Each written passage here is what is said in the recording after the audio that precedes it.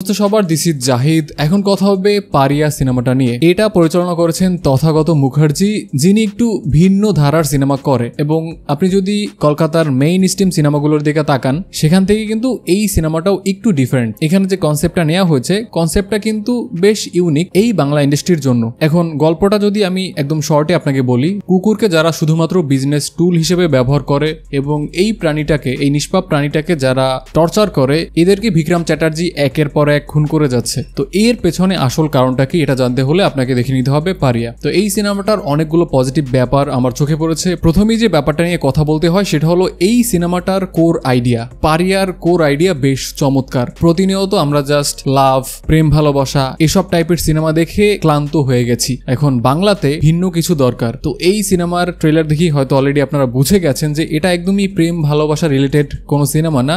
এটার কনসেপ্টটা একটু ডিফারেন্ট। প্রাণীদেরকে যে একদমই তুচ্ছ তাচ্ছিল্য করে দেখা হয় এবং এদেরকে যে শুধুমাত্র বিজনেস টুল হিসেবে ব্যবহার করা হয়, এরকম ছোটখাটো অনেক ব্যাপার এই সিনেমায় দেখানো হয়েছে। ইন শর্ট বললে এই নিষ্পাপ প্রাণীটার প্রতি যে ভালোবাসা, এই ব্যাপারটা পুরো সিনেমায় চমৎকার ভাবে দেখানো হয়েছে। নেক্সট, বিক্রম চ্যাটার্জি, তিনি সিনেমাটায় চমৎকার করেছে। তার যে ফিটনেস, তার লুক এবং এই ক্যারেক্টারটা যেভাবে ডিজাইন করা হয়েছে, পুরো ব্যাপারটা আমার কাছে বেশ ভালোই লেগেছে। খুবই গম্ভীর প্রকৃতির তিনি, কথা খুব কম বলে, এই ব্যাপারটা কিন্তু চমৎকার লেগেছে। অন্যদিকে অ্যাকশন দৃশ্যগুলোতে তার যে ফিটনেস দেখার মতো। অল্প বাজেটের সিনেমায় অ্যাকশনটাও বেশ ভালো করেছে তারা। আমি বলবো না যে খুব আহামরি বা মাথা নষ্ট টাইপ কোনো অ্যাকশন, বাট স্টিল একটা বাংলা সিনেমা হিসেবে তারা বেশ ভালো অ্যাকশন এখানে দেখিয়েছে। এর সাথে যে ব্যাপারটা আসবে সেটা হলো ভায়োলেন্স। এটা কিন্তু একদমই কোনো ফ্যামিলি ফ্রেন্ডলি সিনেমা না। প্রচুর ভায়োলেন্স আছে, বিশেষ করে ক্লাইম্যাক্সে গিয়ে অনেক রক্তারক্তি হয়।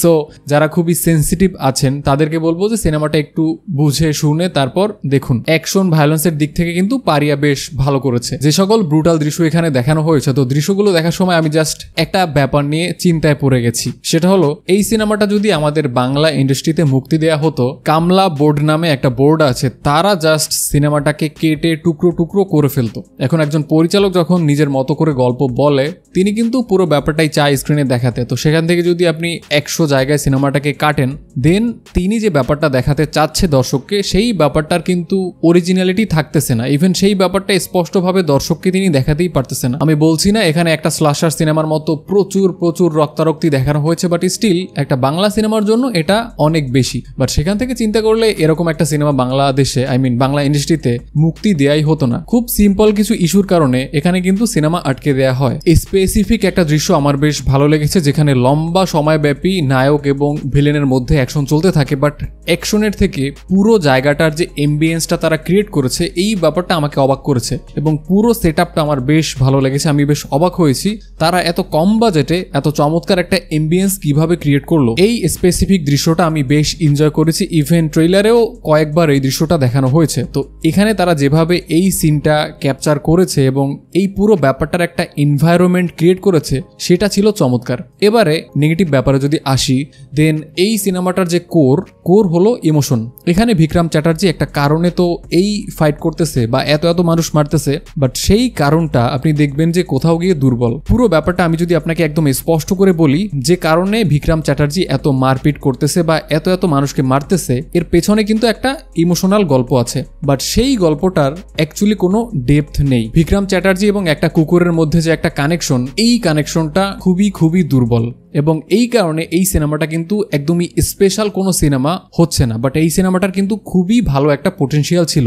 জাস্ট 2-3টা দৃশ্যের মাধ্যমে এই সিনটা এস্টাবলিশ করেছে, বাট তারা যদি আরো সময় দিয়ে এই কুকুরটা এবং এই যে ক্যারেক্টারটা, মেইন ক্যারেক্টারটা, এর মধ্যে যদি সুন্দর একটা সম্পর্ক দেখাতো, পুরো ব্যাপারটার মধ্যে যদি আরো বেশি ডেপথ আনতে পারতো, দেন এই যে মেইন ক্যারেক্টারটার ভেতরে যে একটা ড্রাইভ, তার ভেতরে যে একটা আগুন, এই ব্যাপারটা অডিয়েন্স খুব চমৎকার ভাবে ফিল করতে পারতো। এই ব্যাপারটা কিন্তু এই ছোট্ট ভুলের কারণে হচ্ছে না। সিনগুলোর ডেপথ একদমই নেই। আর একটু সময় নিয়ে এই দৃশ্যগুলোর বিল্ড আপ আরো চমৎকার ভাবে দেয়া যেত। এরপরে আরেকটা দৃশ্যের কথা যদি মেনশন করি, দেন সেখানে কুকুরগুলোকে খুবই বাজে ভাবে টর্চার করে, এই ব্যাপারটা মুখে বলা হচ্ছে। তো এই ব্যাপারটা শুনে একটা ক্যারেক্টার জাস্ট কান্নাকাটি করতেছে, তিনি জাস্ট কান্না করে ভাসিয়ে ফেলতেছে, তার চোখ মুখ লাল হয়ে গেছে কান্নায়। বাট যখন তিনি এই ব্যাপারগুলো বলে যে কুকুরকে এত বাজেভাবে আমি টর্চার করেছি, তখন যদি সেই দৃশ্যগুলোর কিছু ভিজুয়াল দেখাতো যে কিভাবে এই কুকুরটাকে টর্চার টর্চার করেছে এই দৃশ্যটার ইম্প্যাক্ট অডিয়েন্সের উপর খুবই বাজেভাবে পড়তো, খুবই ভালোভাবে পড়তো। এবং যেখানে এই ক্যারেক্টারটা কান্না করতেছে, সিনটা দেখে আপনার জাস্ট